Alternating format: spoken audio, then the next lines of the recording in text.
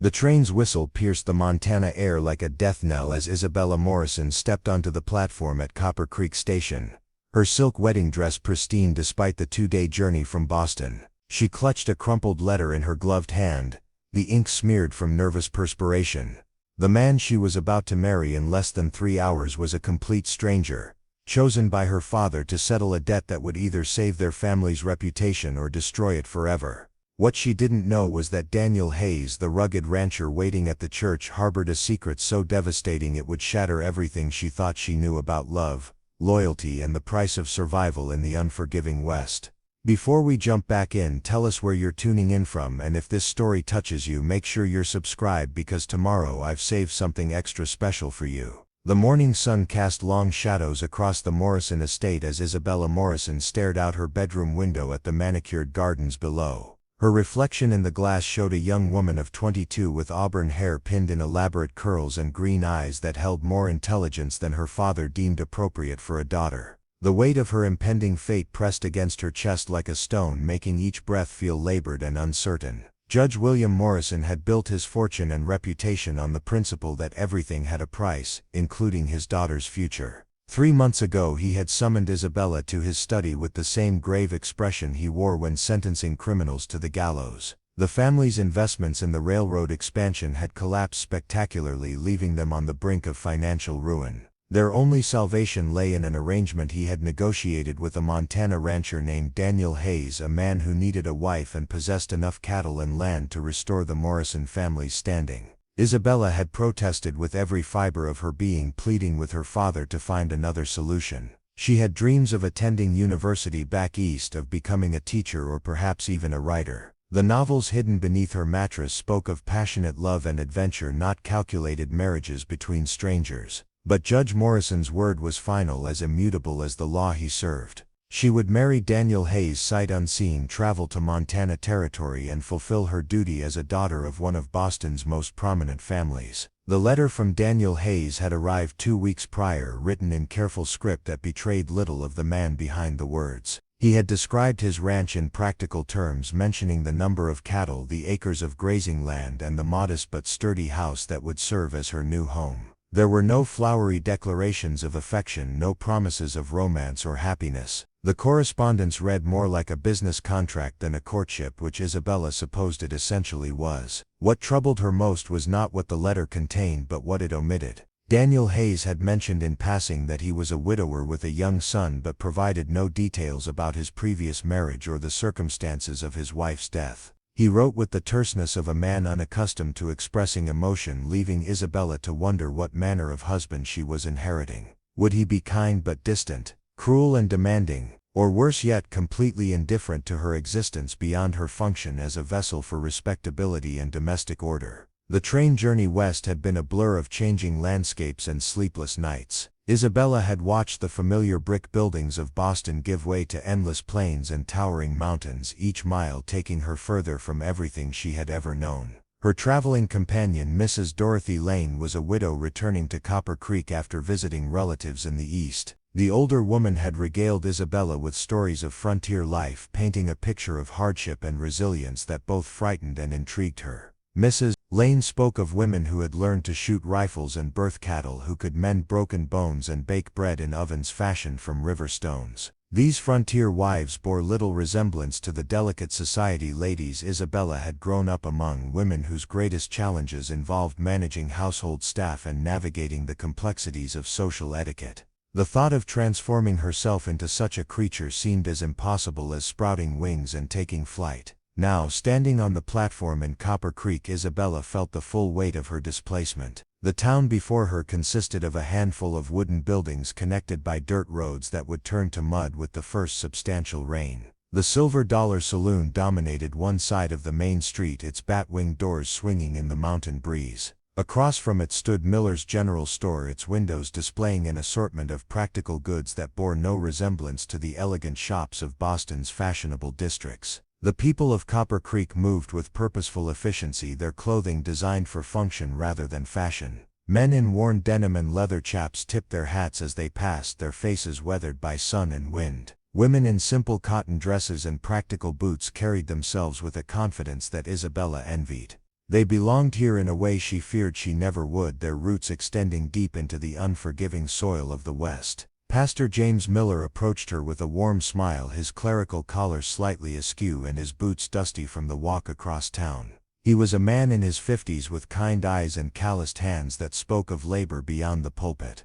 Isabella had expected someone more formal, more similar to the stern Presbyterian minister who had presided over her childhood Sundays in Boston. Instead, she found herself facing a man who seemed equally comfortable delivering sermons and mending fences. "Miss Morrison, I presume," Pastor Miller said, removing his hat in a gesture of respect. "I'm Pastor James Miller and I'll be officiating your wedding this afternoon. Daniel asked me to escort you to the church where you can prepare yourself for the ceremony. He's waiting there now along with his son Lucas and a few members of our congregation who serve as witnesses." Isabella nodded, her throat too tight for words. The moment she had dreaded for months was finally upon her. Preparing and narrating this story took us a lot of time, so if you are enjoying it, subscribe to our channel. It means a lot to us. Now back to the story. And she felt wholly unprepared for the magnitude of what was about to occur. In a few short hours she would pledge her life to a man she had never seen, promising to love, honor, and obey someone who remained as mysterious as the vast Montana sky above them. The walk to St. Mary's Church took them past the courthouse where her new husband conducted his business dealings, past the general store where she would presumably shop for household necessities, and past the homes of people who would become her neighbors and community. Each step felt like a march toward an inevitable fate, yet Isabella found herself noticing details that sparked unexpected curiosity. Children played in dusty yards with toys carved from wood and scraps of fabric. Women tended vegetable gardens that seemed to thrive despite the harsh conditions. Men gathered in small groups to discuss cattle prices and weather patterns with the intensity of scholars debating philosophy. This was a world built on practical concerns and mutual dependence, where survival required cooperation and resourcefulness rather than inherited wealth and social connections. Isabella wondered whether she possessed the strength and adaptability necessary to thrive in such an environment. Her upbringing had prepared her for drawing room conversations and charity luncheons, not for the harsh realities of frontier existence. St. Mary's Church was a modest wooden structure with a simple cross mounted above the entrance. The building could accommodate perhaps 50 people, a far cry from the grand cathedral where Isabella had imagined her wedding taking place. Inside, rough-hewn pews faced a plain altar adorned with wild flowers gathered from the surrounding meadows. Sunlight streamed through windows of clear glass unadorned by the stained glass masterpieces she was accustomed to seeing in Boston's houses of worship. Daniel Hayes stood near the altar with his back to the entrance, his attention focused on a young boy who appeared to be around 8 years old. Even from behind, Isabella could see that her husband-to-be was a large man with broad shoulders and dark hair that curled slightly at the collar of his clean but simple suit. His boots were polished but showed signs of hard use, and his hands, when he turned to face her, bore the calluses and scars of physical labor. The first thing Isabella noticed about Daniel Hayes was his eyes. They were a deep brown, almost black, and held a wariness that spoke of disappointment and loss. His face was weathered by sun and wind, making him appear older than his 35 years, but there was strength in his features that commanded respect. He was not handsome in the conventional sense, lacking the refined features and pale complexion favored by Boston society, but there was something undeniably compelling about his presence. The boy beside him possessed his father's dark hair and serious expression, but his eyes held a curiosity that his father's lacked. Lucas Hayes studied Isabella with the frank assessment of a child unschooled in the art of polite pretense. She could see him cataloging her appearance, from her elaborate dress to her delicate shoes, and wondering how this elegant stranger would fit into their simple life. "Miss Morrison," Daniel said, his voice deep and carefully modulated. "I'm Daniel Hayes and this is my son Lucas. I appreciate your willingness to honor the arrangement between our families. I know this situation is difficult for you, and I want you to know that I'll do my best to make your transition to life here as comfortable as possible." His words were formal and polite, but Isabella detected an underlying tension that suggested he was no more enthusiastic about this marriage than she was. The realization brought a strange mixture of relief and disappointment. She had not expected passionate declarations of love, but she had hoped for some indication that her arrival was welcome rather than merely tolerated. Lucas stepped forward with the boldness that only children possess and extended his small hand toward Isabella. "Are you going to be my new mother?" he asked, his voice clear and direct. "My real mother died when I was 6 and Pa says you're going to take care of us now." The simple question pierced Isabella's heart more effectively than any elaborate speech could have. This child had lost his mother and was now faced with a stranger who would supposedly fill that irreplaceable role. She knelt to bring herself to his eye level, her elaborate dress pooling around her in waves of silk and lace. "I'm going to do my best to be a good friend to you, Lucas," she said softly. "I know I can't replace your mother and I wouldn't try to, but I hope we can learn to care for each other and be a family together." Lucas studied her face with the intensity of someone far older than his years. "You talk different than folks here," he observed. "Kind of fancy-like." "I'm from a place called Boston," Isabella explained. "It's very different from Montana, so I'll need you and your father to teach me how things work here." The boy's expression brightened at the prospect of being a teacher rather than merely a student. "I can show you how to feed the chickens and milk the cows," he offered eagerly. "And Pa can teach you to ride horses, though you might need different clothes for that." Daniel's lips quirked upward in what might have been the beginning of a smile. "Lucas makes a good point about the clothes," he said. "I took the liberty of asking Mrs. Fletcher to put together some practical garments for you. Silk and lace don't fare well with ranch work." The mention of ranch work sent a flutter of anxiety through Isabella's stomach. She had never performed physical labor more strenuous than arranging flowers or embroidering pillowcases. The thought of milking cows and feeding chickens seemed as foreign as scaling mountain peaks or taming wild horses. Pastor Miller cleared his throat gently, reminding them of the ceremony that awaited. "Shall we proceed with the wedding?" he suggested. "I know you're both eager to begin this new chapter of your lives." The irony of his words was not lost on Isabella. Eager was perhaps the last adjective she would use to describe her feelings about the impending marriage. Terrified, resigned, and desperately homesick would have been more accurate. But she nodded and took her place beside Daniel at the altar. The ceremony itself was brief and practical, lacking the elaborate rituals Isabella had witnessed at society weddings in Boston. Pastor Miller spoke of the sacred bonds of matrimony and the importance of mutual respect and support in marriage. Daniel repeated his vows in a steady voice that betrayed no emotion, while Isabella's own words emerged as barely more than whispers. When Pastor Miller pronounced them husband and wife, Daniel leaned down to brush his lips against Isabella's cheek in a chaste kiss that felt more like a handshake than a romantic gesture. The handful of witnesses applauded politely, and Lucas beamed with the satisfaction of someone who had successfully completed an important task. Mrs. Dorothy Lane, who had insisted on attending the ceremony, approached Isabella with tears in her eyes. "Welcome to Copper Creek, dear," she said warmly. "I know this is all very overwhelming, but you'll find your footing soon enough. The women here look after each other and will make sure you feel at home." Isabella thanked her with genuine gratitude, touched by the kindness of this relative stranger. She had expected judgment and suspicion from the townspeople, but instead found herself welcomed with a warmth that surprised her. As they prepared to leave the church, Daniel placed a gentle hand on Isabella's elbow to guide her toward the door. The gesture was courteous but impersonal, the sort of assistance he might offer to any lady in need of support. Isabella found herself wondering if he would ever touch her with genuine affection, or if their entire marriage would be conducted with this careful politeness. The ride to the Hayes Ranch took them through countryside that was both beautiful and intimidating. Rolling hills stretched toward distant mountains, their peaks capped with snow even in late summer. Cattle grazed in meadows dotted with wild flowers, and hawks circled overhead in search of prey. The vastness of the landscape made Isabella feel small and insignificant, a single drop of civilization in an ocean of wilderness. Daniel drove the wagon with practiced ease, his attention focused on the rough trail that served as a road.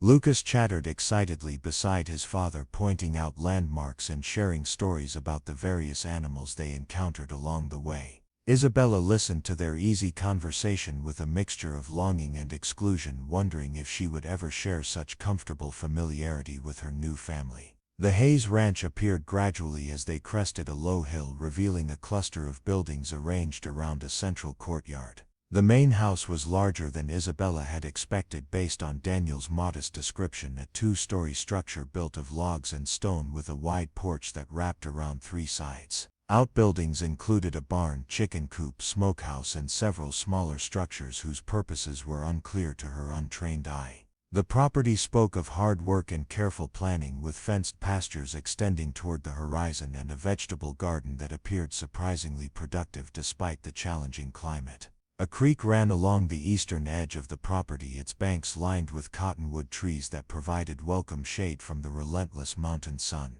"This is your new home," Daniel said simply as he helped Isabella down from the wagon. "It's not fancy, but it's solid and comfortable." Emily put a lot of thought into making it a place where a family could thrive. The mention of his deceased wife created an awkward silence that stretched between them like a physical barrier. Isabella realized that she would be living in a house designed and decorated by another woman, sleeping in a bed that had been shared by Daniel and his first wife, and attempting to fill a role that belonged to someone else entirely. Lucas bounded up the porch steps and threw open the front door with the enthusiasm of a tour guide. "Come see your room, Isabella," he called.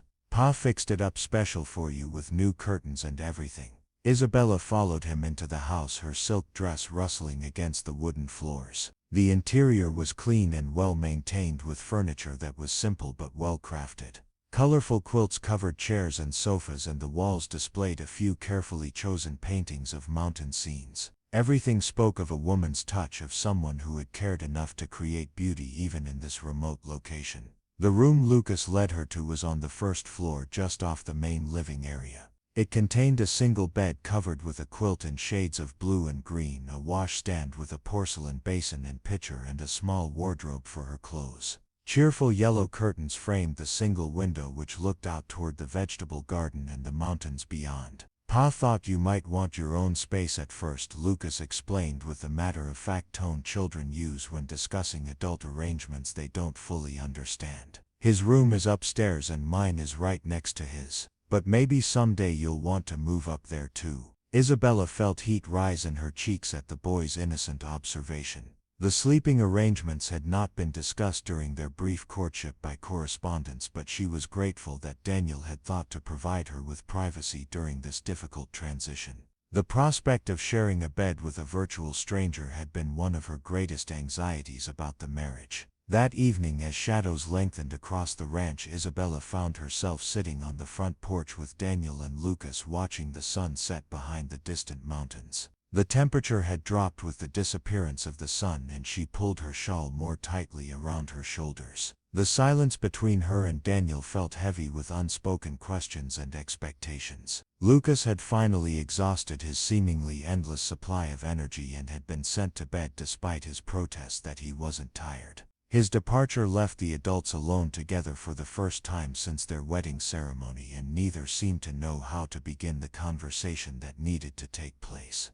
Daniel cleared his throat and shifted in his chair, his discomfort evident in the way he avoided meeting Isabella's eyes. "I want you to know that I don't expect anything from you beyond what you're willing to give," he said finally. "I know this arrangement wasn't your choice, and I respect that. We're strangers, and it'll take time for us to figure out how to be married to each other." His words brought Isabella a measure of relief, but also raised new questions about the nature of their relationship. What did he expect from her if not the typical duties of a wife? How long would they maintain this polite distance, and what circumstances might change their arrangement? "I appreciate your consideration," she replied carefully. "I want you to know that I intend to honor my commitments as your wife. I may not know much about ranch life, but I'm willing to learn."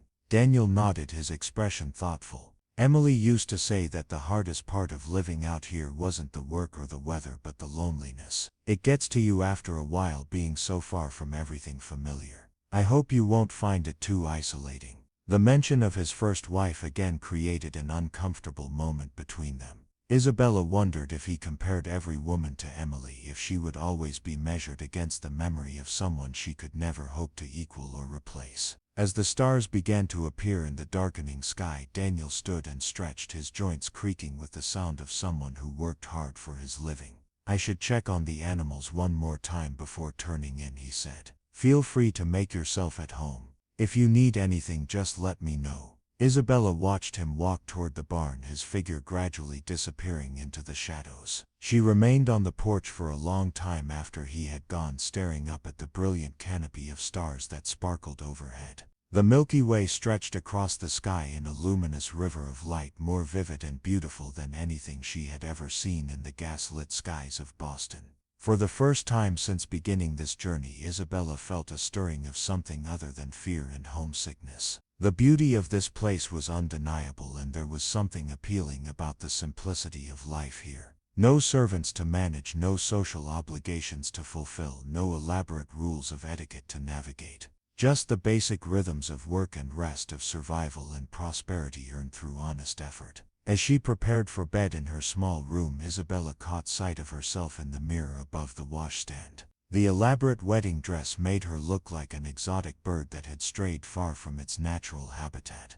Tomorrow she would need to transform herself into someone more suitable for this environment, someone who could contribute to the life Daniel and Lucas had built here. The revelation that would change everything was still hours away, hidden in the darkness that surrounded the ranch like a protective blanket. For now, Isabella Morrison Hayes was simply a frightened young woman trying to find her place in an unfamiliar world, unaware that the morning would bring discoveries that would shatter her understanding of the man she had married and the life she had committed herself to living. Part 2. The wedding night. Discovery. Dawn broke with a violence that startled Isabella from her restless sleep. She had spent the night listening to unfamiliar sounds, the distant lowing of cattle, the whisper of wind through the cottonwood trees, and the occasional creak of the house settling into the mountain chill. Her small room felt like a sanctuary and a prison simultaneously, protecting her from the unknown while confining her within walls that still smelled faintly of another woman's lavender sachets. Isabella dressed carefully in one of the practical garments Daniel had mentioned, a simple brown wool dress that felt coarse against her skin accustomed to silk and fine cotton. The mirror reflected a stranger back at her, someone who looked almost pioneer-like in the sturdy fabric and sensible boots. She braided her auburn hair into a single plait, abandoning the elaborate curls that had been her signature in Boston society. The kitchen was empty when she emerged, but evidence of early morning activity remained. Coffee grounds scattered near a well-used pot, a plate with crumbs from what appeared to be cornbread, and the lingering scent of bacon suggested that Daniel and Lucas had already eaten and begun their daily chores. Isabella felt a pang of inadequacy, realizing that she had slept while her new family had started their day without her. Through the window she could see Daniel working near the barn, his movements efficient and purposeful as he loaded supplies into a wagon.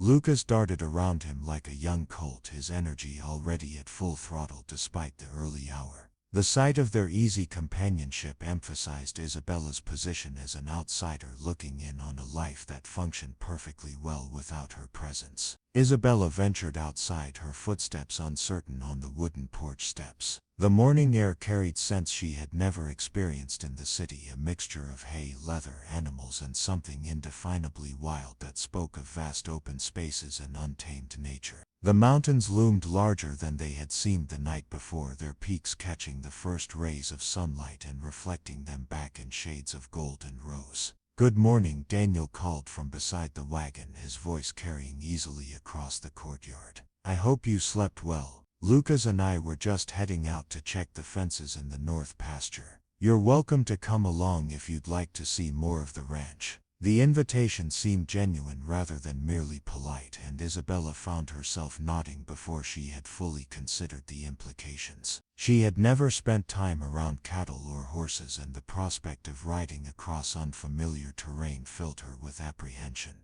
But the alternative, remaining alone in the house with nothing but her own anxious thoughts for company, seemed even less appealing. Lucas bounded over to her with the enthusiasm of a friendly puppy. "You can ride with me and Pa in the wagon," he announced. "Or if you want, we could teach you to ride horseback. Ma used to say that everybody who lives on a ranch should know how to handle a horse." The casual mention of his mother created another of those awkward silences that seemed to punctuate every conversation. Isabella noticed how Daniel's expression tightened slightly whenever Emily was mentioned, as if the memory caused him physical pain. She wondered how long his wife had been gone and whether the wound of her loss had begun to heal or simply grown more manageable with time. "The wagon would be fine for today," Isabella replied diplomatically. "Perhaps another time I could learn to ride properly." Daniel helped her up onto the wagon seat with the same careful courtesy he had shown the previous day.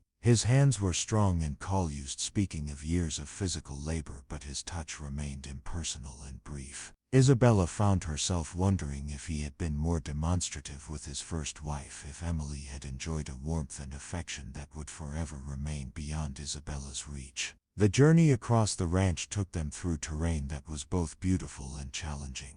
Rolling hills dotted with grazing cattle stretched toward distant mountains, while rocky outcroppings and patches of scrub brush created obstacles that required careful navigation. Daniel handled the wagon with the skill of someone intimately familiar with every rut and stone, his attention divided between the path ahead and the cattle they passed along the way. Lucas provided a running commentary on everything they encountered, his knowledge of ranch life impressive for someone his age. He could identify individual cattle by their markings, predict weather patterns based on cloud formations, and recite the histories of various landmarks they passed. His enthusiasm was infectious, and Isabella found herself genuinely interested in learning about this new world she had entered. The fence line they were inspecting ran along the property's northern boundary, separating Hayes' land from the holdings of a neighbor named Robert Winchester. Lucas explained that Winchester owned a much larger ranch and had made several offers to purchase their property over the years. Daniel had always refused, preferring to maintain the independence that came with owning his own land rather than working for someone else. As they examined a section where several fence posts had been damaged, presumably by cattle seeking better grazing, Isabella noticed the tension that crept into Daniel's shoulders and the way his jaw tightened with concentration. The work of maintaining a ranch was clearly constant and demanding, requiring vigilance and physical effort that never truly ended. "Pa," Lucas said suddenly, his voice carrying a note of concern. "Look over there by the creek." Daniel followed his son's pointing finger and immediately stiffened. A group of horsemen was approaching from the direction of Winchester's property, their pace deliberate and their posture suggesting anything but a friendly social call. Isabella counted 6 men, all heavily armed and wearing expressions that spoke of trouble brewing. "Take Isabella back to the wagon," Daniel instructed Lucas quietly, his voice carrying an authority that the boy immediately recognized. "Stay there until I tell you otherwise." "But Pa," Lucas protested, his young face reflecting confusion and concern. "Now Lucas," Daniel repeated, his tone leaving no room for argument. Isabella found herself being hustled toward the wagon by a suddenly serious 8-year-old, her heart racing with anxiety she didn't fully understand. The approaching riders looked dangerous in a way that was entirely foreign to her experience, their weapons and aggressive posture suggesting violence as a readily available option. Daniel remained by the damaged fence, his own rifle now visible in his hands though not yet raised in threat. Isabella could see the tension radiating from his body as he prepared to face whatever confrontation was approaching. The riders drew closer, their leader a man roughly Daniel's age with pale hair and cold blue eyes that seemed to assess everything around him with calculating precision. "Hayes," the leader called out as he reined in his horse several yards away. "We need to have a conversation." "Winchester," Daniel replied evenly, his grip on the rifle remaining steady but non-threatening. "What brings you onto my land uninvited?" Robert Winchester dismounted from his horse with fluid grace, his expensive clothing and well-maintained equipment marking him as a man of considerable means. His companions remained mounted, their hands resting casually but meaningfully near their weapons. The implicit threat was clear without being overtly stated. "I heard you got yourself married yesterday," Winchester said, his tone conversational despite the underlying tension. "Brought in some fancy Eastern bride to help you play house.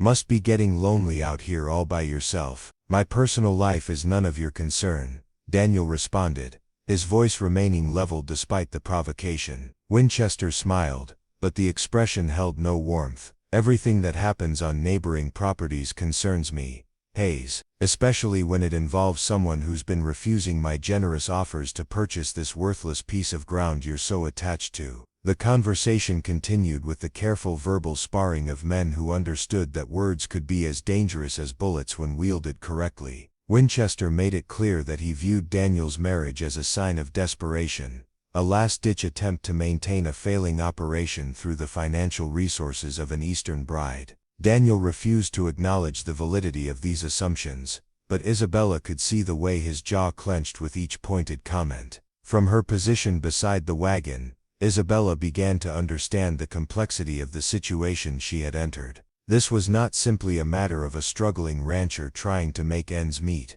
but rather a conflict between neighbors that had been simmering for years. Winchester's interest in the Hayes property seemed to go beyond mere business expansion, carrying personal animosity that spoke of deeper grievances. The confrontation ended without violence, but the threat of future trouble hung in the air like smoke from a distant fire. Winchester and his men rode away with leisurely confidence, their departure carrying the implicit promise that this was not the final word on the matter. Daniel remained motionless until they disappeared from view, only then allowing his shoulders to relax slightly. The ride back to the house was subdued, with Lucas uncharacteristically quiet, and Daniel lost in thought that seemed to weigh heavily on his mind. Isabella sensed that she had witnessed something significant, a glimpse into conflicts and pressures that would likely affect her new life in ways she didn't yet understand. That evening, as they sat down to a simple supper of beef stew and fresh bread that Isabella had attempted to bake with mixed results,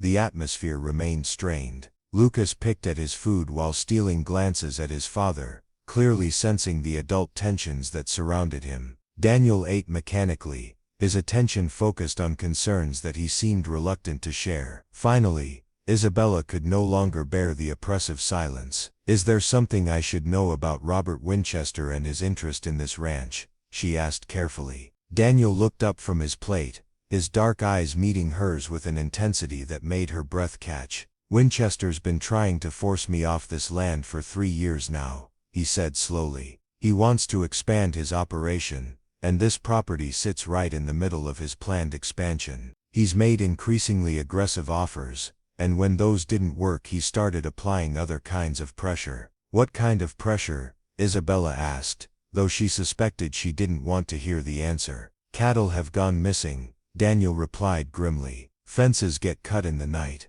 Equipment breaks down more often than it should. Workers who used to be willing to help during busy seasons suddenly find themselves too busy with other commitments. Nothing that can be proven, but enough to make life difficult for a man trying to run a ranch with limited resources." Isabella felt a chill that had nothing to do with the mountain evening. "Is that why you agreed to marry me? For the financial security my father's arrangement provided?" The question hung between them like a physical barrier, carrying implications that neither was prepared to fully confront. Daniel's silence stretched long enough to become an answer in itself, and Isabella felt something inside her chest constrict with disappointment and hurt. "Partly," Daniel admitted finally, his honesty brutal in its simplicity. "I won't lie to you about that. Winchester knows I've been struggling financially, and he's been counting on that pressure to force me into selling. Your father's proposal offered a solution that would allow me to keep the ranch and provide Lucas with the stability he needs." Isabella nodded slowly, trying to process the confirmation of what she had suspected but hoped wasn't true. "So I'm essentially a business transaction designed to thwart your neighbor's expansion plans." "You're more than that," Daniel said quickly, then seemed to struggle with how to continue. "You're Lucas's chance to have a mother figure in his life. You're someone who can bring refinement and education to this rough place, and maybe, given time, you could become someone I care about in your own right, rather than simply as a means to an end." The admission was painfully honest, lacking any romantic flourishes but carrying a sincerity that Isabella found oddly comforting. At least she knew where she stood, which was more than many arranged marriages provided. The foundation of their relationship might be practical rather than passionate, but honesty was a better starting point than false declarations of instant love. As the evening progressed and Lucas was sent to bed, Isabella and Daniel remained at the kitchen table with cups of coffee growing cold between them. The conversation gradually moved from the immediate pressures they faced to more personal revelations about their respective backgrounds and expectations. Daniel spoke of Emily with a reverence that made Isabella's heart ache with something uncomfortably close to jealousy. His first wife had been everything. Isabella was not, a local girl who had grown up understanding ranch life and embracing its challenges with enthusiasm. She had been able to birth calves, preserve meat for winter, and handle a rifle with the same competence she brought to cooking and childcare. Emily died of pneumonia 2 winters ago, Daniel explained, his voice growing thick with emotion. The doctor was snowed in for 3 days, and by the time he reached us, there was nothing to be done. Lucas barely spoke for months afterward, and I wasn't much better. If it hadn't been for the need to keep the ranch running, I don't know how either of us would have survived those first few months. Isabella listened with growing understanding of the depth of loss that had shaped this household. She was not just competing with the memory of a woman, but with an idealized figure who had been perfectly suited to the life Isabella was now expected to embrace. The comparison felt insurmountable, yet she found herself determined to forge her own path rather than simply attempting to fill someone else's shoes. When they finally retired for the evening, Isabella lay awake in her small room listening to the sounds of the house settling around her. Footsteps overhead marked Daniel's movement as he prepared for bed, and she found herself imagining what it would be like to share that space with him, to know the intimacy of marriage beyond the legal formalities they had completed. The thought brought both longing and terror in equal measure. Physical intimacy with a virtual stranger seemed impossible to contemplate, yet the isolation of her current sleeping arrangement emphasized her position as an outsider in what was supposed to be her own home. She wondered how long they would maintain this careful distance, and what circumstances might eventually bring them together as a true married couple. Sleep came fitfully, filled with dreams of vast landscapes and threatening strangers, of a woman with gentle hands and knowing eyes who seemed to watch Isabella's fumbling attempts at domesticity with amused tolerance. When she woke before dawn, Isabella felt as if she had been running all night, her heart racing with anxieties she couldn't name. Part 3: Revelations in Moonlight. The third day of Isabella's marriage began with a crisis that tested every assumption she had made about her new life. She woke to the sound of shouting voices and running footsteps, the peaceful morning routine shattered by urgent activity that sent her heart racing with alarm. Through her window, she could see Daniel and several neighbors gathered around the barn, their expressions grim and their voices carrying the weight of serious trouble. Isabella dressed quickly and hurried outside to find Lucas standing on the porch, his young face pale with worry and his small fists clenched at his sides. The boy turned to her with relief evident in his dark eyes,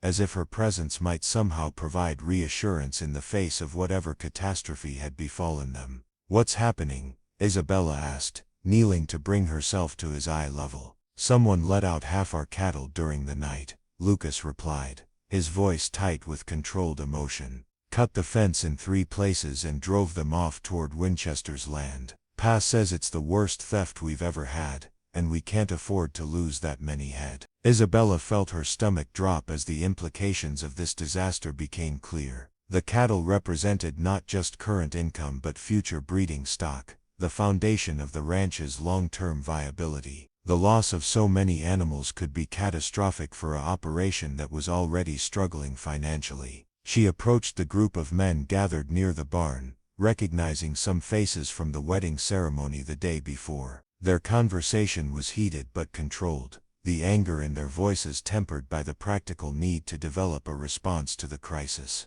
Daniel stood at the center of the group, his expression harder than Isabella had yet seen it, his entire bearing radiating barely contained fury. Henry Cooper, Daniel's closest neighbor and oldest friend, was explaining what his own ranch hands had observed during the night. "Tracks lead straight toward Winchester's north pasture," he said grimly. "Looked like at least 4 riders, maybe more. They knew exactly where to cut the fence for maximum impact and minimum risk of discovery." Daniel's jaw worked as he processed this information, his hands clenched into fists that spoke of his desire for immediate and violent retribution. But Isabella could see him fighting against that impulse, recognizing that rash action would likely make the situation worse rather than better. The responsibility of providing for Lucas and now for her seemed to weigh heavily on his decision-making process. "We need to approach this carefully," Daniel said finally, his voice carrying the authority of a man accustomed to making difficult decisions. "Winchester's counting on me to do something stupid that would give him legal justification for retaliation. I won't give him that satisfaction." The group spent another hour discussing possible responses, ranging from pursuing the stolen cattle immediately to involving the local sheriff in an investigation that everyone knew would likely prove fruitless. Winchester's wealth and influence made legal remedies problematic, while direct confrontation carried risks that could destroy everything Daniel had worked to build. Isabella found herself studying the faces of these frontier men, noting the weathered features and steady eyes that spoke of lives spent dealing with challenges that would have overwhelmed most of her Boston acquaintances. These were not sophisticated people by East Coast standards, but they possessed a competence and solidarity that she found both impressive and intimidating. As the neighbors dispersed to return to their own responsibilities, Daniel approached Isabella with an expression that mixed determination with something that might have been apology. "I need to ride out and see if we can track those cattle," he told her. "Henry and 2 of his men are coming with me, but it could take most of the day. Can you manage things here with Lucas?" The question represented more trust than Isabella felt prepared to accept. She had never been responsible for a child, let alone one who was grieving the loss of his mother and now facing the potential destruction of his family's livelihood. But the alternative, admitting her incompetence before she had even attempted to contribute, seemed equally unacceptable. "Of course," she replied with more confidence than she felt. "Lucas can show me what needs to be done." Daniel's expression softened slightly at her willingness to help, and for a moment Isabella caught a glimpse of the man he might be under different circumstances. He reached out and touched her shoulder briefly, the first gesture of genuine warmth he had shown since their wedding. "Thank you," he said simply. "This means more than you know." Watching Daniel and the other men ride away into the morning sun, Isabella felt the full weight of her new responsibilities settling around her like an unfamiliar garment. Lucas stood beside her, his small hand slipping into hers with a trust that both humbled and terrified her. Together they represented the family that would be left behind if Daniel's pursuit of the stolen cattle went badly. The day that followed tested Isabella's resourcefulness in ways she had never imagined. Lucas proved to be an invaluable guide to the daily routines that kept the ranch functioning, but his 8-year-old perspective on priorities didn't always align with practical necessities. The chickens needed feeding, the vegetable garden required watering, and various pieces of equipment needed attention that Isabella felt wholly unqualified to provide. Her first attempt at milking the cow ended in mutual frustration for both woman and animal, with more milk on Isabella's dress than in the bucket. The chickens seemed to sense her inexperience and scattered in all directions when she tried to collect eggs, leading to a chaotic chase that left her disheveled and empty-handed. Even simple tasks like maintaining the kitchen fire proved more challenging than she had anticipated. But gradually, through trial and error guided by Lucas's patient instruction, Isabella began to find her rhythm. The work was physically demanding in ways that her sheltered upbringing had never prepared her for, but there was also something satisfying about accomplishing tangible tasks that produced immediate results. The bread she baked might be somewhat lopsided, but it was edible. The garden received its necessary water, even if her method was inefficient. Progress was measured in small victories rather than grand achievements. As afternoon faded toward evening with no sign of Daniel's return, Isabella began to worry about more than her domestic incompetence. The men had been gone for nearly 10 hours, and she knew that pursuing stolen cattle into hostile territory carried risks that went beyond simple property recovery. Lucas tried to maintain his usual cheerful demeanor, but she could see the anxiety building behind his determined smile. "They're fine," Lucas said as they stood on the porch watching the trail that led north toward Winchester's property.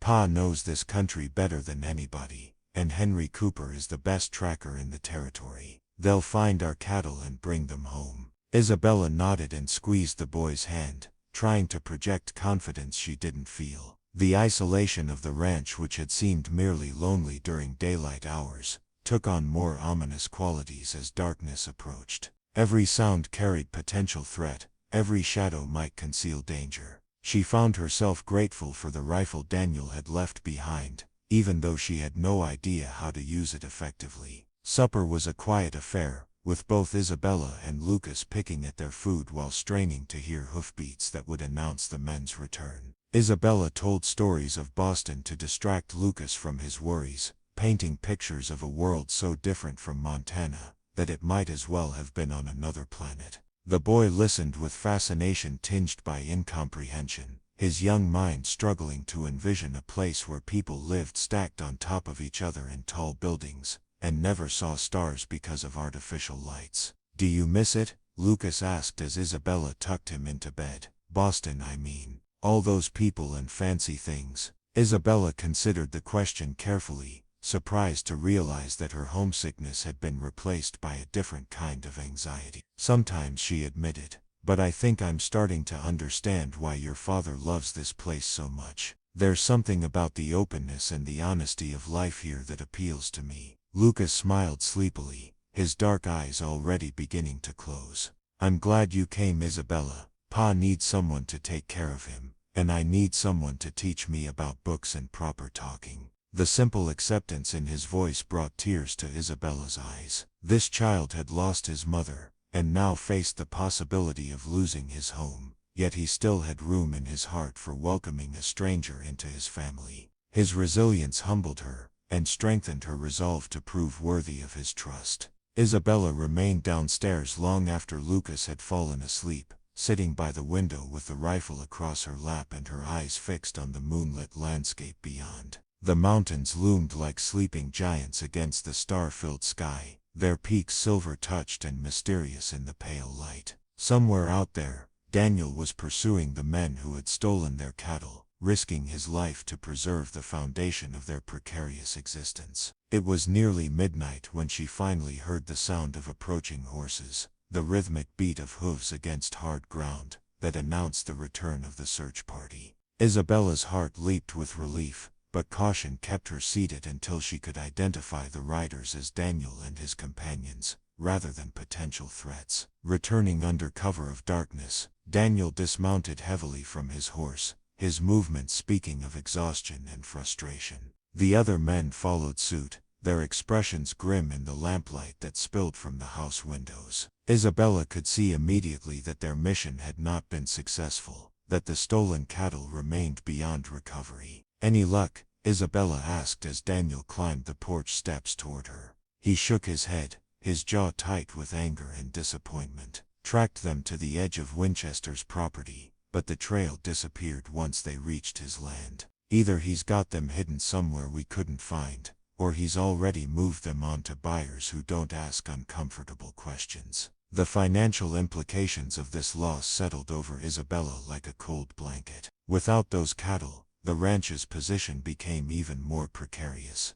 making it that much harder to resist Winchester's pressure to sell. The timing of the theft seemed calculated to coincide with Isabella's arrival, as if her presence had triggered an escalation in the conflict. "I'm sorry, Daniel," Henry Cooper said as he prepared to return to his own ranch. "We'll keep our ears open and let you know if we hear anything about those cattle showing up at market. But you might need to accept that they're gone for good." After the neighbors departed, Daniel and Isabella found themselves alone on the porch, the weight of their shared troubles creating an intimacy that had been absent from their previous interactions. The moonlight softened the harsh lines of exhaustion on Daniel's face, making him appear younger and more vulnerable than she had yet seen him. "I want you to know that I understand if you want to leave," Daniel said quietly, his voice barely audible above the night sounds of the ranch. "This isn't what you signed up for when you agreed to marry me. Your father's arrangement was supposed to provide you with security, not drag you into a range war that could get us all killed."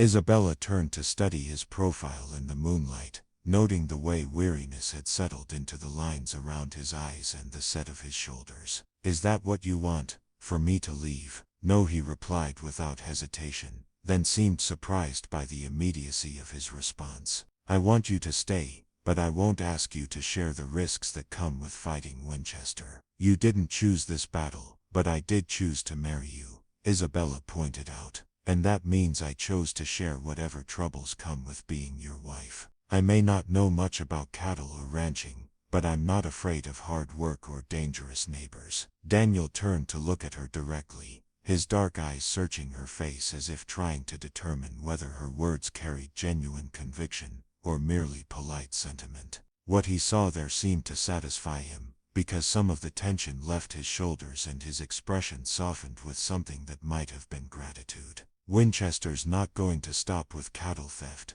Daniel warned her. He's escalating because he thinks marriage makes me more vulnerable, not stronger. He'll use any weakness he can find against us, including you. Then we won't give him any weaknesses to exploit, Isabella replied with a determination that surprised them both. The conversation that followed revealed depths to both characters that had remained hidden during their careful courtship by correspondence. Daniel spoke of his dreams for the ranch, his hopes for Lucas's future, and his fears about his ability to protect the people who depended on him. Isabella shared her own anxieties about fitting into this foreign world, her determination to prove herself worthy of the trust they had placed in her, and her growing attachment to the life she was building in Montana. As the night deepened around them, the careful politeness that had characterized their interactions began to give way to something more genuine. They were no longer simply strangers bound by legal ceremony, but partners facing common challenges that required mutual support and understanding. The foundation of their marriage might have been practical, but the structure they were building on it had the potential to become something meaningful. When they finally retired for the evening, Daniel paused at the foot of the stairs that led to his solitary bedroom. "Isabella," he said softly, turning back toward her, "thank you for staying, for everything you did today with Lucas and the ranch. I know this isn't easy for you." "It's getting easier," Isabella replied truthfully, "and I think I'm starting to understand what Emily saw in this place. There's something about the challenge of it that brings out the best in people." The mention of his first wife created a moment of silence between them, but it lacked the awkwardness that had characterized previous references to Emily. Instead, there seemed to be an acknowledgement that Isabella was finding her own place in this household rather than simply trying to fill someone else's role. "Good night, Isabella," Daniel said, his voice carrying a warmth that hadn't been there before. "Good night, Daniel," she replied,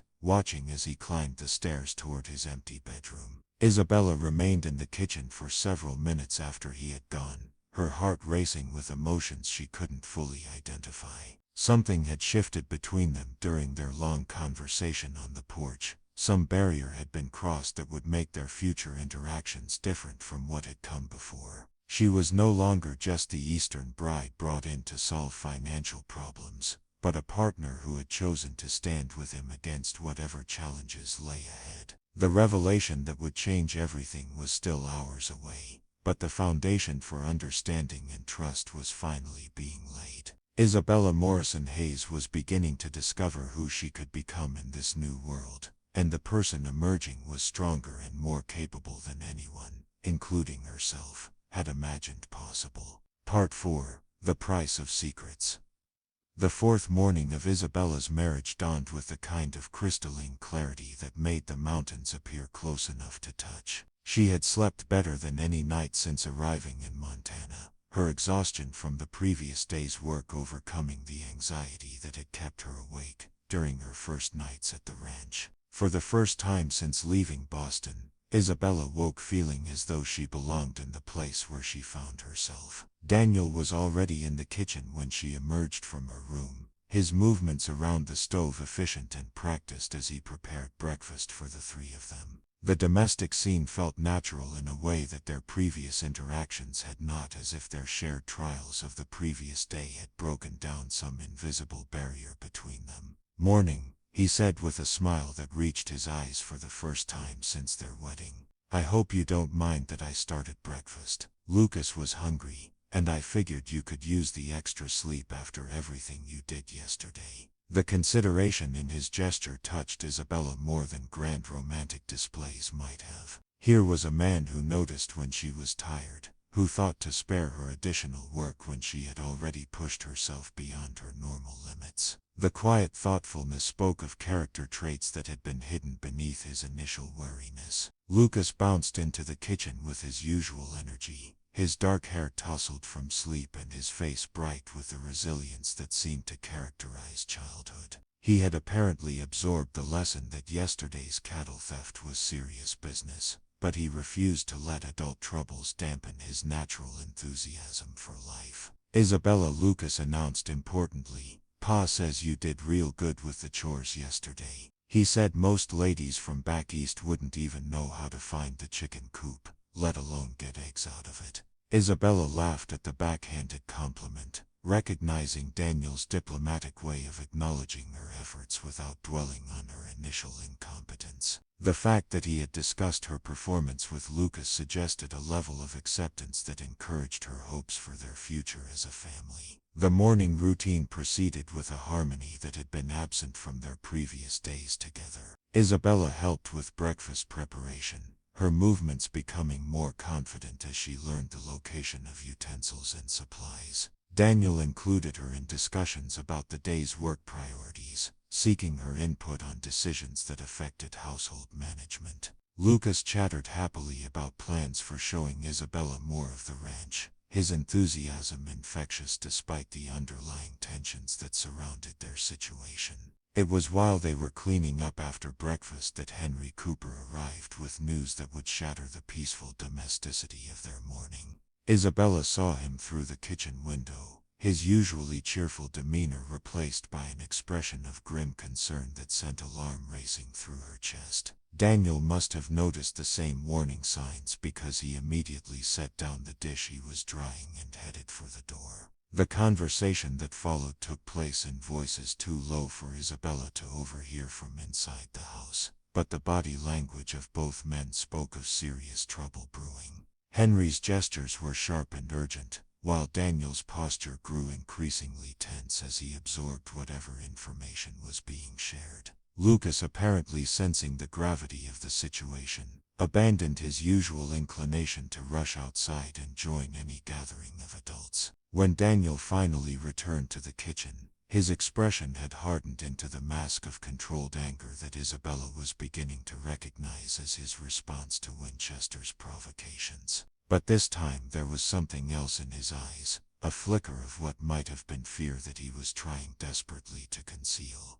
Winchester's called a meeting for this afternoon, Daniel announced without preamble. He's claiming that someone's been stealing his cattle, and he wants all the neighboring ranchers to discuss forming a vigilante committee to deal with the problem.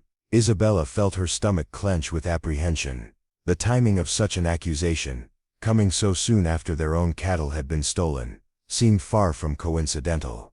Winchester was clearly escalating his campaign against the Hayes Ranch, but she couldn't understand the strategy behind such a transparent manipulation. "But that's ridiculous," she said. "He's the one who stole from us. How can he possibly claim to be the victim?"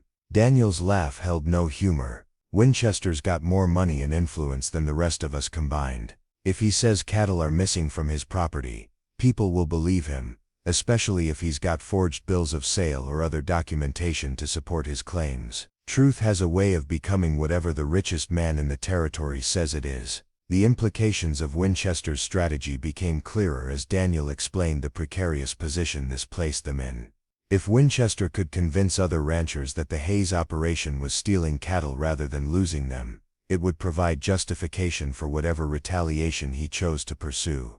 The community that had been sympathetic to their struggles would turn against them, leaving them isolated and vulnerable.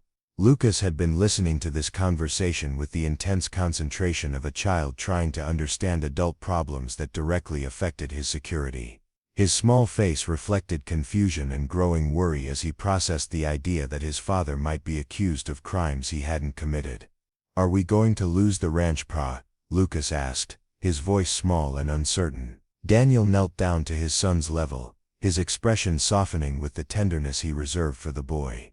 "We're going to fight to keep what's ours, son, but it might get difficult for a while, and you need to be prepared for that." Isabella watched this exchange with growing understanding of the stakes involved in their conflict with Winchester. This wasn't simply about money or land, but about Lucas's future and the foundation of security that Daniel had worked years to build for his family. The thought of this child losing his home and his father's legacy to Winchester's greed filled her with a rage she had never experienced before. "I want to go to this meeting," Isabella announced, surprising both Daniel and herself with the firmness in her voice. Daniel shook his head immediately. "That's not a good idea. These meetings can get heated, And Winchester's not above using any advantage he can find. Your presence would just give him more ammunition to use against us." But Isabella had already made up her mind, her decision driven by instincts she was just beginning to discover within herself. If Winchester was planning to attack her husband's reputation, she wanted to see the man's tactics firsthand. More importantly, she wanted the community to see that Daniel Hayes had a wife who stood behind him, someone with family connections and social standing that Winchester couldn't dismiss as easily as he might a struggling rancher. The argument that followed revealed the depths of Daniel's protective instincts and Isabella's growing determination to contribute meaningfully to their family's survival.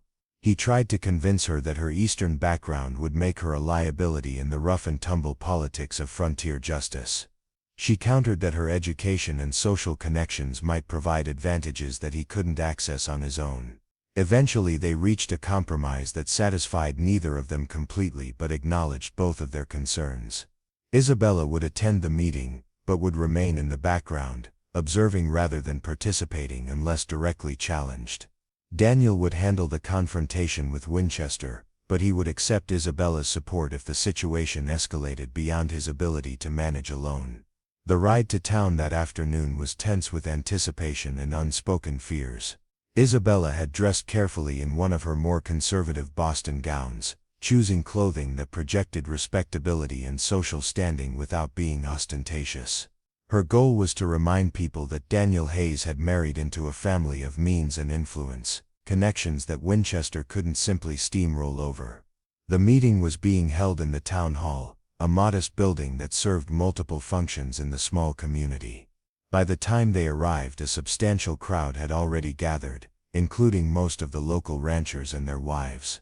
The atmosphere was charged with tension, conversations conducted in hushed tones that suggested everyone understood the gravity of what was about to unfold.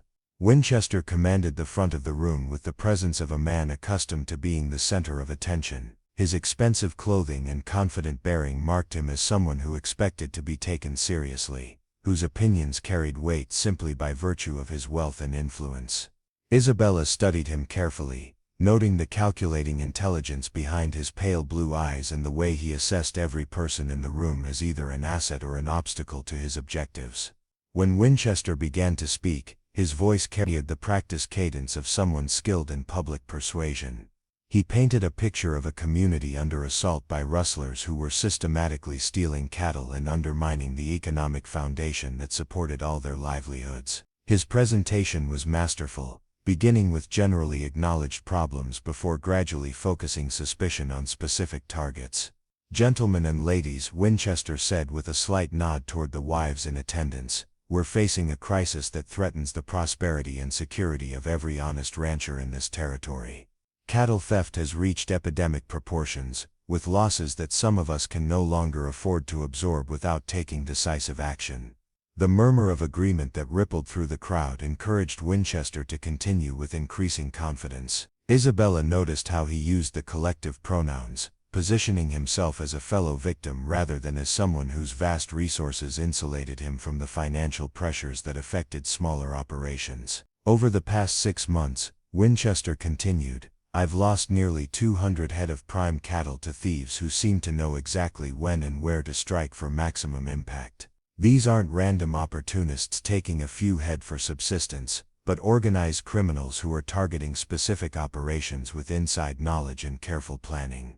Isabella felt Daniel tense beside her as Winchester's presentation moved toward its inevitable conclusion. The accusations were being laid with careful precision, creating a foundation of sympathy and righteous anger that would make the audience receptive to whatever solution Winchester proposed. "The most recent theft occurred just 3 nights ago," Winchester announced, his voice carrying a note of barely controlled outrage. 47 head of my finest breeding stock, driven off in the dark by riders who knew exactly how to avoid my patrol routes and security measures. The professional nature of this operation suggests we're dealing with someone who has detailed knowledge of ranching operations and access to resources that most casual thieves lack." A rancher named Peterson spoke up from the back of the room, his weathered face reflecting the concern that was building throughout the gathering.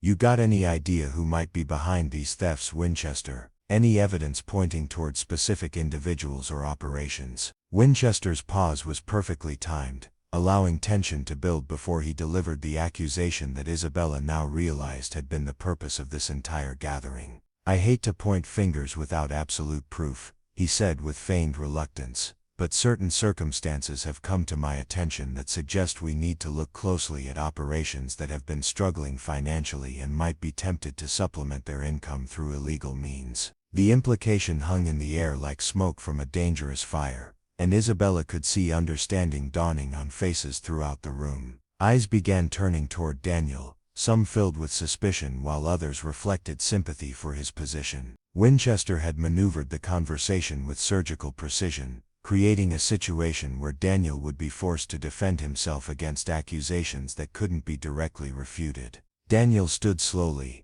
his movement deliberate and controlled despite the tension radiating from his frame. His voice when he spoke was steady, carrying the authority of a man who refused to be intimidated by wealth or influence. "That's a serious accusation, Winchester," Daniel said clearly. "I hope you're prepared to back it up with something more substantial than innuendo and speculation. Pointing fingers at struggling neighbors might deflect attention from your own problems, but it doesn't solve anyone's cattle theft issues." The confrontation that followed was a masterclass in verbal combat, with both men dancing around direct accusations while making their positions absolutely clear to everyone present. Winchester maintained his pose of reluctant concern, suggesting that the timing of Daniel's sudden marriage to an Eastern bride coinciding with increased cattle thefts was worthy of investigation. Daniel countered by questioning why Winchester's vast resources hadn't been sufficient to prevent the thefts he claimed to have suffered, implying that someone with his means should have been able to protect his property more effectively.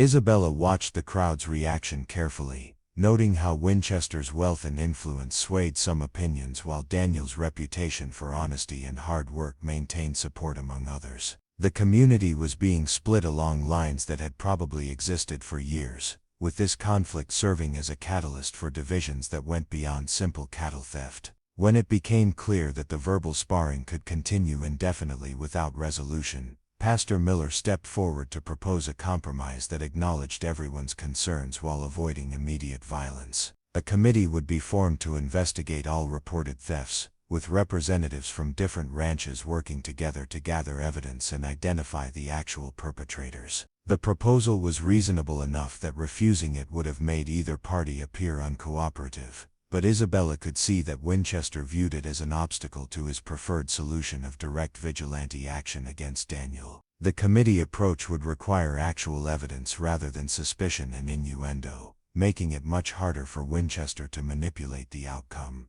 As the meeting broke up into smaller groups discussing the details of the proposed investigation, Isabella found herself the center of attention from several of the ranchers' wives. Their curiosity about her background and motivations was natural enough, but she sensed that some of them were trying to determine whether she represented a genuine addition to their community or merely a temporary solution to Daniel's financial problems. Mrs. Fletcher, a woman whose opinions clearly carried weight among the other wives, approached Isabella with the directness that seemed to characterize frontier social interactions. "You're certainly different from what we expected," she said without preamble. Daniel's letters didn't mention that his bride would be quite so refined.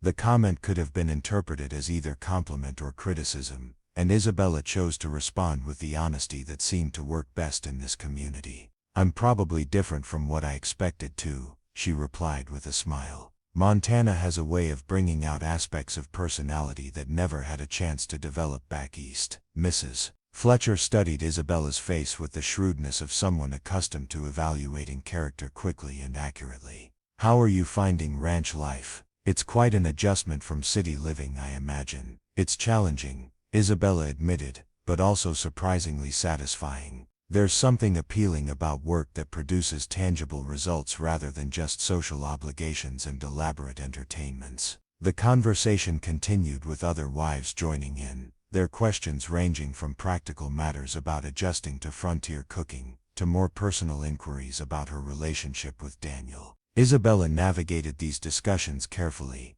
trying to project confidence and commitment, while acknowledging the genuine difficulties she faced in adapting to her new life. What emerged from these conversations was a growing sense that the community was willing to accept her if she demonstrated genuine commitment to making Montana her permanent home. These women had all faced similar challenges in adapting to frontier life, and they recognized the courage required to leave everything familiar behind in pursuit of an uncertain future. The ride back to the ranch was subdued, with both Daniel and Isabella processing the implications of what had transpired at the meeting. Winchester's strategy was now clear, and it was more sophisticated than simple intimidation or financial pressure. By positioning himself as a victim of cattle theft while subtly implicating Daniel, he was attempting to turn the entire community against his rival, while maintaining his own reputation for righteousness. Lucas had spent the afternoon with Henry Cooper's family, and his absence from the wagon gave Daniel and Isabella their first opportunity for private conversation since the morning's revelations. The weight of their shared troubles created an intimacy that might have taken months to develop under normal circumstances. "You handled yourself well in there," Daniel said as they approached the ranch. "I could see Winchester wasn't expecting you to be quite so composed under pressure." "I wasn't expecting it either," Isabella replied honestly. "But watching him manipulate that room made me angrier than I've ever been in my life. The way he twisted facts and played on people's fears was despicable." Daniel glanced at her with something that might have been admiration. "You're tougher than I gave you credit for. Most Eastern ladies would have wilted under that kind of scrutiny." The compliment warmed Isabella in ways that more elaborate flattery never had. Recognition of her growing strength and adaptability meant more than empty praise about her appearance or social graces. She was becoming someone who could contribute meaningfully to their shared struggles rather than simply being protected from them. That evening, as they worked together to prepare supper and tend to the evening chores, Isabella felt a shift in the dynamics of their relationship. The careful politeness that had characterized their previous interactions was giving way to something more genuine, a partnership based on mutual respect and shared objectives rather than merely legal obligations. Lucas returned home full of stories about his day with the Cooper children, his natural resilience allowing him to bounce back from the morning's worries with the elasticity that seemed to characterize childhood. His chatter provided a welcome distraction from the heavier concerns that occupied the adults, reminding them that life contained simple pleasures and innocent joys despite the challenges they faced. As bedtime approached and Lucas was tucked in with his usual bedtime story, Isabella and Daniel found themselves once again sitting on the front porch, watching stars emerge in the darkening sky. The routine was becoming familiar, a peaceful end to days that seemed increasingly fraught with tension and uncertainty. "Winchester's not going to give up," Daniel said quietly, breaking the comfortable silence that had settled between them. "This meeting was just the beginning of his campaign to destroy my reputation and force me off this land. Then we need to be smarter than he is," Isabella replied with a confidence that surprised them both. "Winchester's advantage is his wealth and influence, but he's also arrogant and underestimates people he considers beneath his social status. That could be his weakness." Daniel turned to study her profile in the starlight, noting the determined set of her jaw and the intelligence that sparkled in her eyes. "What are you thinking?" Isabella had been considering this question throughout the evening, her mind working through possibilities and strategies with the same analytical approach she had once applied to managing her father's social calendar and charitable obligations. The skills were different, but the underlying principles of reading people and understanding motivations remained the same. "Winchester assumes that because I'm from the East and married you for financial security, I'm either naive or purely self-interested," Isabella explained. "He doesn't expect me to be genuinely committed to fighting for this ranch or capable of understanding the local dynamics well enough to be effective opposition." "That could be useful," Daniel agreed slowly, beginning to see the direction of her thoughts. Isabella smiled, feeling for the first time since arriving in Montana that she might possess advantages that could contribute to their survival. "My father didn't raise me to be decorative. I learned to observe people, understand their motivations, and find ways to influence outcomes without making it obvious that I was doing so. Those skills might translate to frontier politics better than either of us originally thought." The conversation that followed revealed depths to Isabella's character that had remained hidden during their formal courtship by correspondence. She spoke of watching her father navigate the complex world of Boston politics,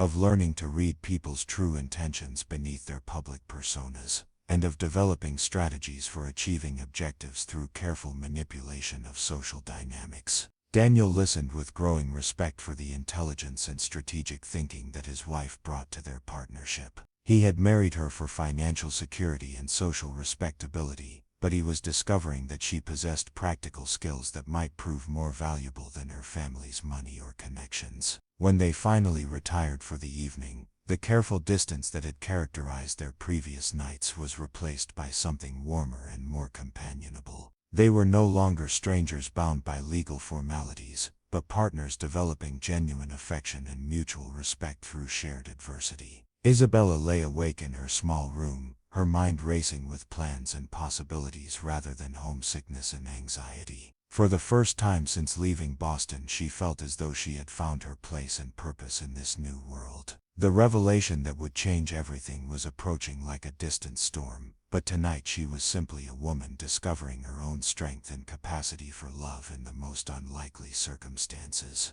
The sound of Daniel's footsteps overhead as he prepared for bed no longer emphasized her isolation, but rather spoke of the growing connection between them. Soon perhaps those careful barriers would come down entirely, and they would discover what their marriage could become when built on genuine partnership rather than mere convenience. Part 5. The Wedding Night Truth. The fifth night of Isabella's marriage began like the others, with the careful routine of separate bedrooms and polite goodnights that had characterized their relationship since the wedding. But something in the air felt different, charged with possibilities that had been building through days of shared work and growing trust. The confrontation with Winchester had stripped away pretenses, revealing strengths and vulnerabilities that brought them closer to genuine intimacy than formal courtship ever could have achieved. Isabella had just finished brushing her hair when she heard Daniel's footsteps on the stairs, heavier than usual and followed by what sounded like pacing in the room above. Something was troubling him beyond their usual concerns about cattle and Winchester's threats, and after several minutes of listening to his restless movement, she made a decision that would have seemed impossible just days earlier. Wrapping her shawl around her nightgown, Isabella climbed the stairs toward Daniel's bedroom for the first time since arriving at the ranch. The hallway was dark except for lamplight seeping beneath his door, and she could hear him moving around inside with agitated energy that spoke of inner turmoil rather than simple sleeplessness.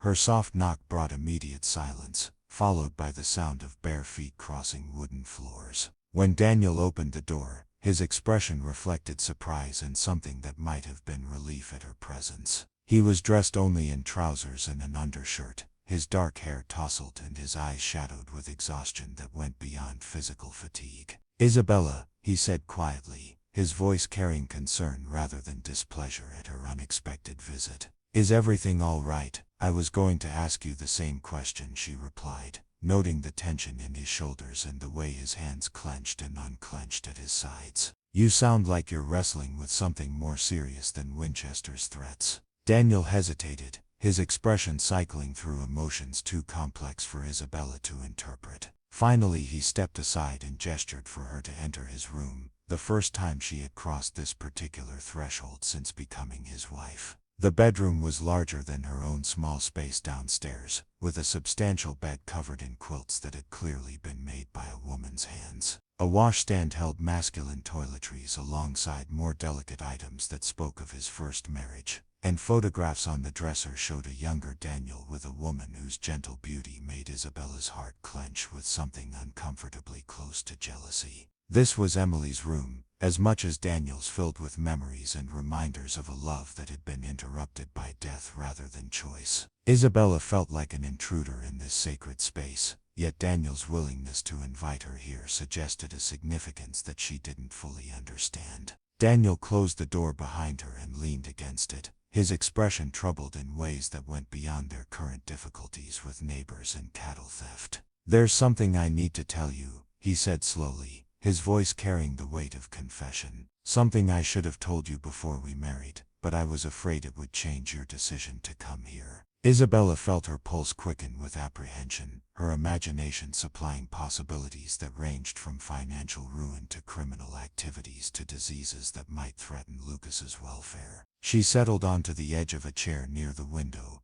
trying to project calm while her heart raced with anxiety. "What is it?" she asked quietly, her voice steadier than her nerves. Daniel began to pace again, his movements reflecting the internal struggle of a man who had kept secrets for too long. "The cattle that Winchester claims were stolen from him," he said finally. "Some of them were taken, but not by thieves in the way he's suggesting to everyone." Isabella frowned, confused by the distinction he seemed to be making. "If they weren't stolen by ordinary rustlers, then what happened to them?" Daniel stopped pacing and turned to face her directly, his expression a mixture of defiance and shame that prepared her for revelations she wasn't sure she wanted to hear. "They were taken by people who needed them more than Winchester did. Families who were facing starvation because their own cattle had died or been stolen by the same organized rustlers who've been plaguing all the smaller ranches." The implications of his words settled over Isabella like a cold blanket,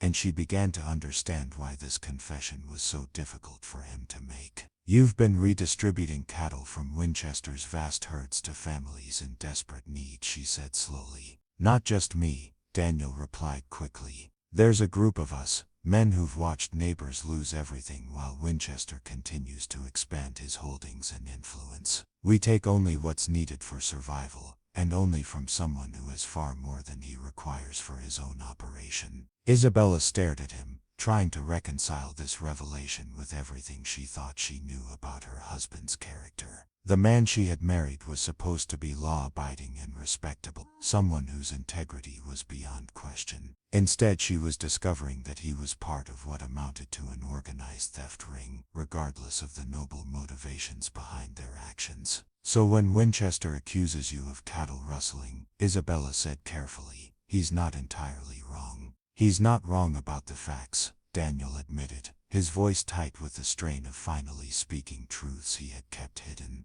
"But he's wrong about the reasons and the scale. We're not stealing for profit or to build our own herds. We're trying to keep families from starving while Winchester hoards resources he doesn't need." The moral complexity of the situation was staggering, and Isabella found herself struggling to process the implications for their marriage and their future. If Daniel was caught and prosecuted for cattle theft, he could face prison or worse, leaving Lucas orphaned and her stranded in a hostile territory without protection or resources. "How long has this been going on?" she asked, her voice barely above a whisper. 2 years, Daniel replied. "It started after Emily died, when I saw how Winchester was using people's desperation to acquire their land for a fraction of its value. Families who had lived here for generations were being forced out because they couldn't recover from losses that Winchester could have absorbed without noticing." Isabella rose from her chair and moved to the window, staring out at the moonlit landscape while she tried to organize her thoughts. The man she had married was not the simple, honest rancher she had imagined, but someone whose moral compass led him into legally questionable territory in service of what he believed was right.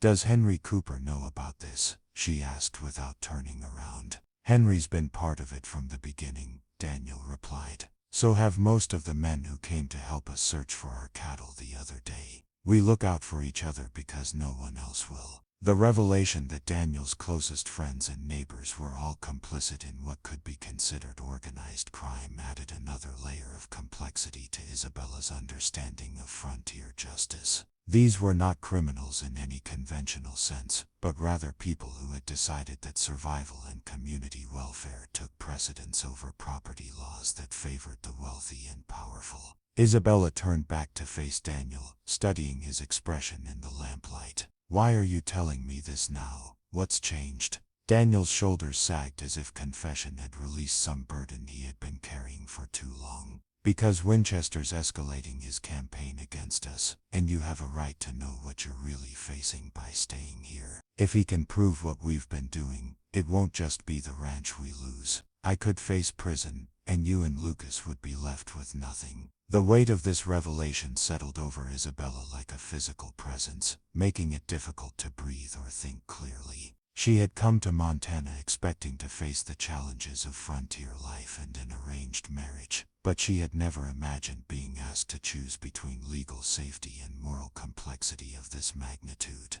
"Are you asking me to leave?" she said finally. I'm asking you to understand what staying means, Daniel replied. I won't judge you if you decide this isn't what you signed up for. Your father's arrangement was supposed to provide you with security, not make you an accessory to crimes that could destroy all our lives. Isabella moved closer to Daniel, close enough to see the vulnerability he was trying to hide behind his confession. The lamplight revealed lines of exhaustion and worry that spoke of sleepless nights and impossible choices. This was not a man who took pleasure in breaking laws, but someone who had been driven to desperate measures by circumstances beyond his control. Do the families you've helped know where the cattle come from? She asked. Some suspect, but we don't discuss details, Daniel replied. People don't ask questions when they're facing starvation, and we don't volunteer information that could put them in danger. Isabella nodded slowly, beginning to understand the careful network of silence and mutual protection that had allowed this operation to continue for 2 years without detection. It was a community response to community problems, even if it operated outside the legal framework that was supposed to govern such situations.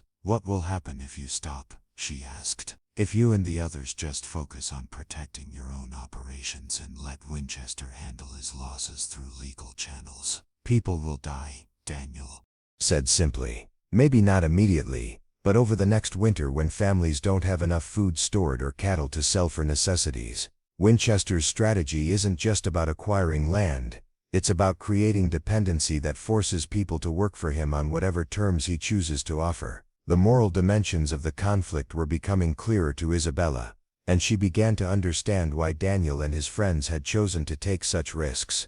This wasn't simple theft, but rather a form of frontier social welfare that redistributed resources from those who had abundance to those facing destitution.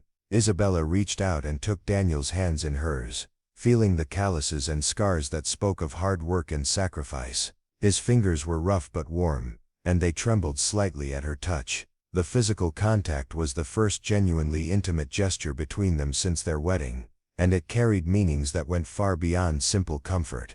I need you to understand something, Daniel, she said quietly, her voice carrying conviction that surprised them both. I didn't come here just for financial security, or to fulfill my father's arrangements. I came here because I was looking for a life that meant something more than social obligations and inherited privilege. Daniel's eyes searched her face, looking for signs of the judgment or rejection he clearly expected. Instead, he found determination and something that might have been the beginning of love. What you and your friends are doing isn't perfect, Isabella continued, but it's not wrong either. Sometimes laws serve the people who make them rather than the people who need protection. If staying here means becoming part of something that helps families survive, then I want to stay. Daniel's relief was visible, his shoulders relaxing as tension he had carried for days finally began to ease. You understand that this puts you at risk too. If Winchester discovers what we've been doing, and can prove your knowledge of it, you could face prosecution as an accessory. Isabella smiled, feeling for the first time since their wedding that she was making choices based on her own values rather than simply accepting arrangements made by others. I've spent my entire life being protected from anything that might be dangerous or morally complicated. Maybe it's time I chose to stand for something that matters regardless of the risks. The conversation that followed revealed depths to both characters that had remained hidden throughout their careful courtship and early marriage. Daniel spoke of the weight of leadership in their informal network, the constant fear of discovery, and the moral burden of making decisions that affected so many lives.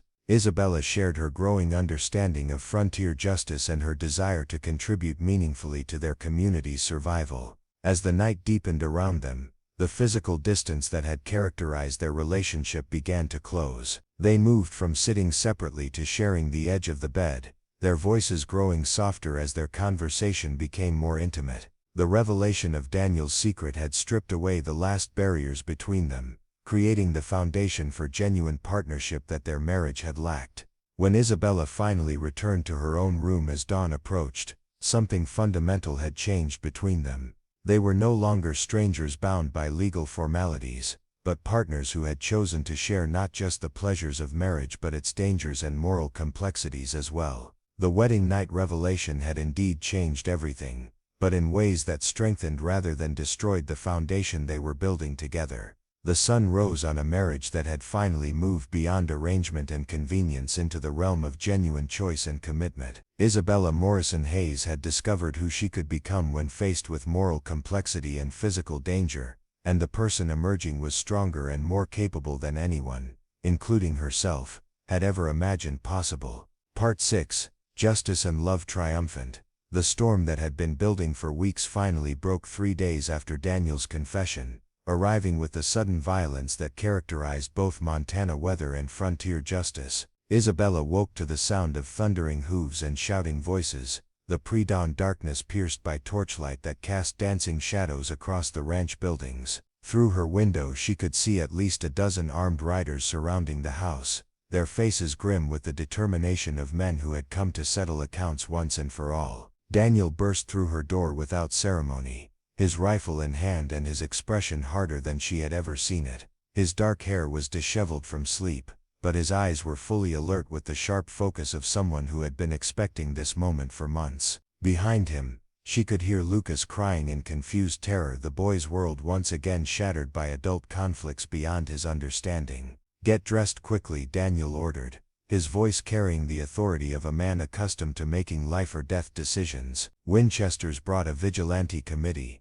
and they're not here for conversation. Take Lucas and get to the root cellar behind the kitchen. Don't come out until you hear my voice calling for you specifically." Isabella's hands shook as she pulled on her clothes, her mind racing with the implications of what was happening outside. The careful network of silence that had protected Daniel and his friends for 2 years had finally been breached, and Winchester was moving to eliminate his opposition with the brutal efficiency that money and influence could purchase in a territory where legal authority remained tenuous at best. Through the walls she could hear Winchester's voice raised in righteous anger, demanding that Daniel surrender himself for crimes against property and community order. The accusations were delivered with the theatrical flair of a man who understood the importance of public perception, even when that public consisted only of the armed men he had brought to enforce his version of justice. Daniel pressed a small derringer into Isabella's hands, his fingers closing over hers with desperate intensity.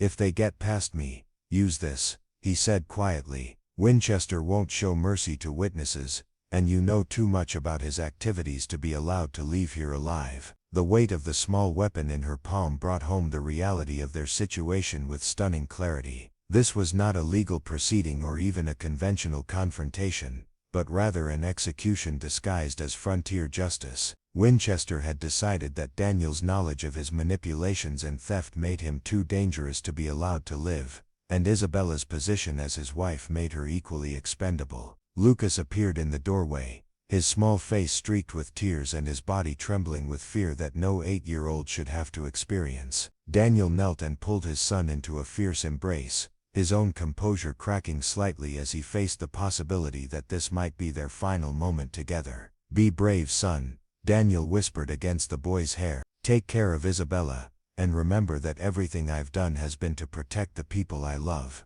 Don't let anyone tell you that your father was a criminal." Isabella's heart broke as she watched this tender farewell, understanding that Daniel was preparing to face overwhelming odds with little hope of survival. But something in his acceptance of defeat sparked a rebellion in her chest, a refusal to allow Winchester's greed and cruelty to destroy the family she had come to love with surprising intensity. "Wait," she said, her voice carrying a determination that surprised them all. "There might be another way." Daniel turned to look at her, his expression reflecting both hope and skepticism. "Winchester's not interested in negotiation, Isabella. He's come here to eliminate problems, not solve them." But Isabella's mind was already working through possibilities, her analytical nature finding patterns and opportunities that desperation might have obscured. Her father had not raised her to be merely decorative, and the skills she had learned in navigating Boston's complex social and political landscape might translate to frontier justice better than anyone realized. "Winchester wants to present this as community justice rather than personal vengeance," she said quickly, her thoughts crystallizing as she spoke. "That means he needs witnesses who will testify to his version of events. But what if those witnesses heard a different story?" Daniel frowned, not understanding the direction of her thoughts. "What are you suggesting?" Isabella moved to the window, studying the arrangement of men and horses outside with the careful attention she had once devoted to analyzing seating charts for diplomatic dinners. Winchester had brought enough firepower to overwhelm any resistance, but his positioning suggested that he was more concerned with controlling the narrative than with tactical efficiency. "He's arranged this like a public execution," she observed. "Maximum drama, multiple witnesses, everything designed to send a message to anyone else who might consider opposing him. But that also means he's vulnerable to having his story challenged by someone with credibility and social standing." Understanding began to dawn in Daniel's eyes, followed immediately by concern for her safety. "Isabella, you can't seriously be considering confronting an armed mob. Winchester won't hesitate to kill you if you threaten his plans." Isabella turned from the window with a smile that held no humor but considerable determination. "My father is Judge William Morrison of the Massachusetts Superior Court," she said calmly. "Winchester may have money and local influence, but I have legal connections that extend far beyond Montana territory. If he kills the daughter of a prominent Eastern judge, especially one whose father has political connections in Washington, it will bring federal attention that he can't buy or intimidate." The plan that emerged from their desperate consultation was audacious to the point of seeming suicidal, but it represented their only chance of survival that didn't involve a gunfight against overwhelming odds. Isabella would present herself to Winchester as a reasonable negotiator, someone willing to acknowledge his grievances while proposing alternative solutions that avoided bloodshed and federal intervention. Daniel's role would be to remain calm and non-threatening, allowing Isabella to control the conversation while being prepared to act if her strategy failed. Lucas would be hidden safely away from the confrontation, protected by Henry Cooper's oldest son who had slipped through Winchester's perimeter in the pre-dawn darkness. As Isabella prepared to step outside and face the armed mob, Daniel caught her hand and pulled her close, his lips finding hers in a kiss that carried all the passion and desperation of lovers who might be facing their final moments together. The intensity of emotion that flowed between them was everything their careful courtship had lacked, crystallized by danger into something pure and undeniable. "I love you," Daniel whispered against her lips, the words carrying weight that formal declarations could never achieve. "Whatever happens out there, I want you to know that marrying you was the best decision I ever made." Isabella felt tears sting her eyes, but she blinked them back and straightened her shoulders with the determination that had carried her across a continent to an uncertain future.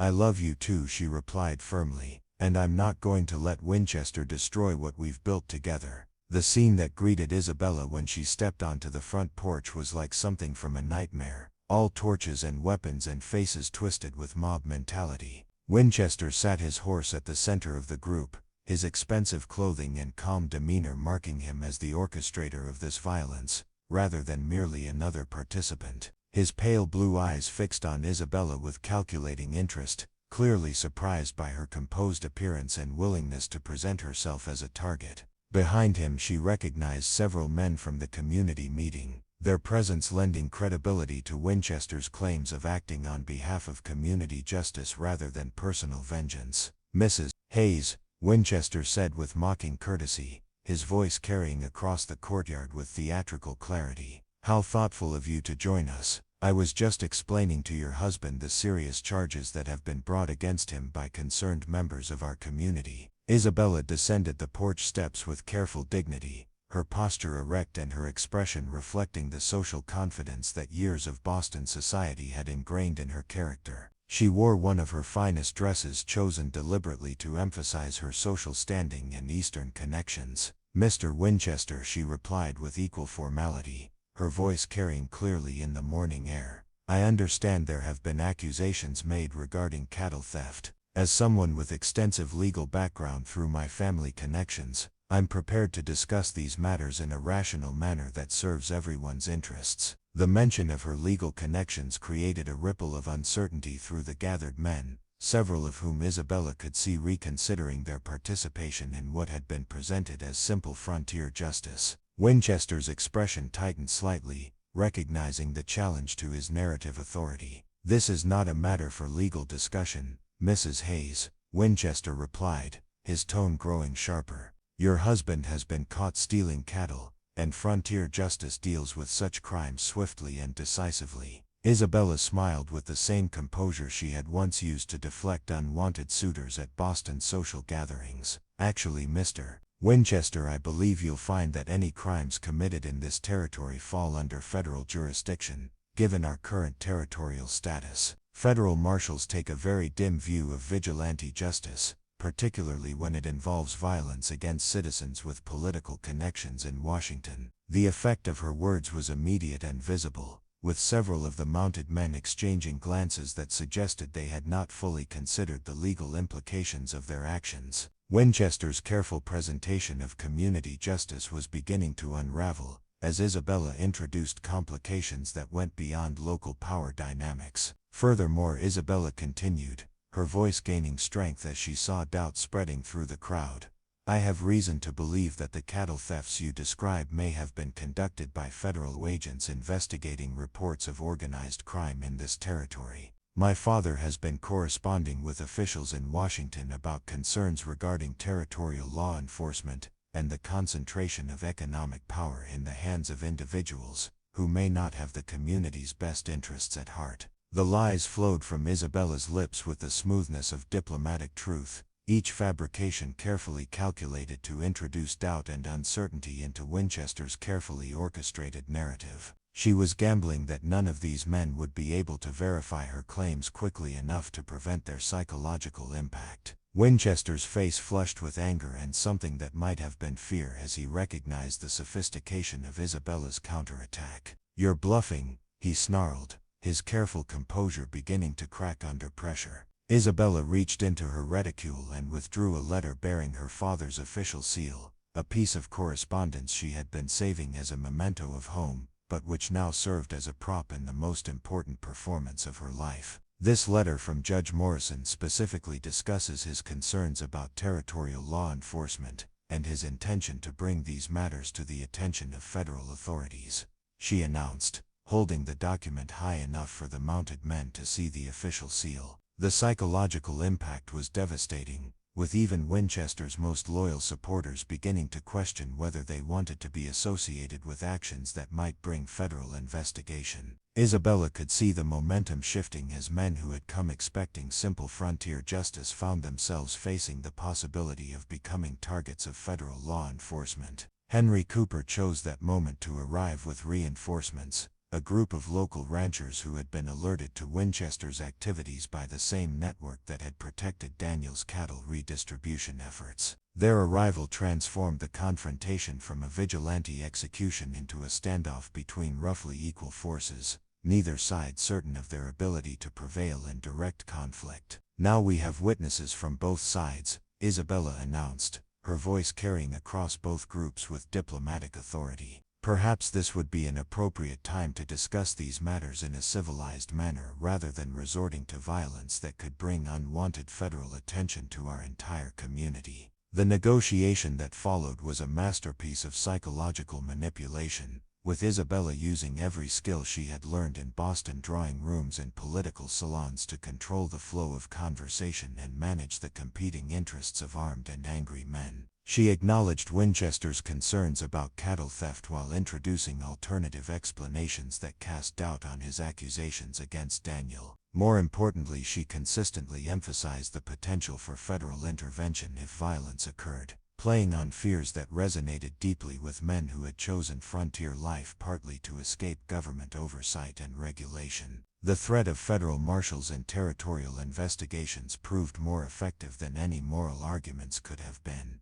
As the sun climbed higher and tempers began to cool in the face of complexity that none of the participants had anticipated, a consensus began to emerge around solutions that avoided immediate violence while addressing underlying grievances. Winchester would be required to document his cattle losses with evidence that could withstand federal scrutiny, while Daniel and his friends would cease their redistribution activities in favor of establishing a community fund to help struggling families. The compromise satisfied no one completely, but it offered everyone a way to retreat from the confrontation without losing face or facing immediate consequences. Winchester retained his wealth and most of his influence, while Daniel and his family survived to continue ranching under increased scrutiny but without criminal charges. Most importantly, the community network that had supported the cattle redistribution would be transformed into a legitimate mutual aid society, providing assistance to struggling families through voluntary contributions rather than unauthorized redistribution of resources. Isabella's suggestion that such an organization would demonstrate community solidarity to any federal investigators proved persuasive to men from both sides of the conflict. As the armed groups dispersed and normal morning routines began to reassert themselves,